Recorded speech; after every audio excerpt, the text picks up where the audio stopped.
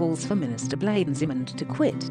The Economic Freedom Fighters F and the SA, Federation of Trade Unions SAFTU, have called on Higher Education and Training Minister Blayne-Simond to resign after he compared the student protests to a TV soap opera.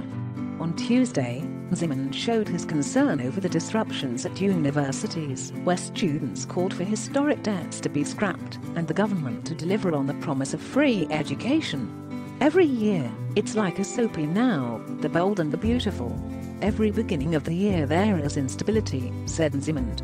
He made these remarks after students at a number of universities took to the streets in response to the call by the SA Students' Congress SASCO to shut down all institutions of higher learning and accused the government of failing to meet their demands, including free education.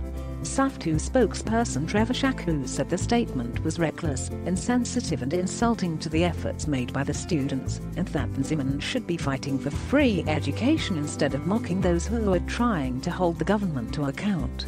In a statement, the F said instead of acknowledging that the student protests happen on an annual basis because of the failure of the national government to deliver free education and alleviate the crisis confronting the sector, Simond has resorted to mocking students, implicitly avoiding taking responsibility for his dismal incapacity as a minister. The party said Simond's comments were callous, stupid and insensitive, and asked why he was still occupying his ministerial position when he has evidently failed in that duty.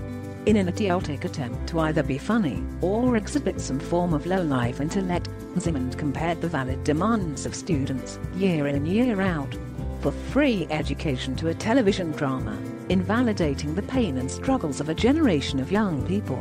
Quote, the F said, Simond's removal is long overdue as he continues not to account to Parliament, repeatedly giving sermons and then retreating to unidentifiable engagements. This has revealed that he has no regard for the oversight role of Parliament as he continues to schedule mythical engagements when he is supposed to account before the committee. SAFTU said Simond should be championing free higher education instead of undermining the efforts of students to free quality education. His utterances are blind and insensitive to the plight of students who face financial exclusions and deregistration. SASCO's deputy president, Bilal Matawang, said they supported the call for Simond to step down.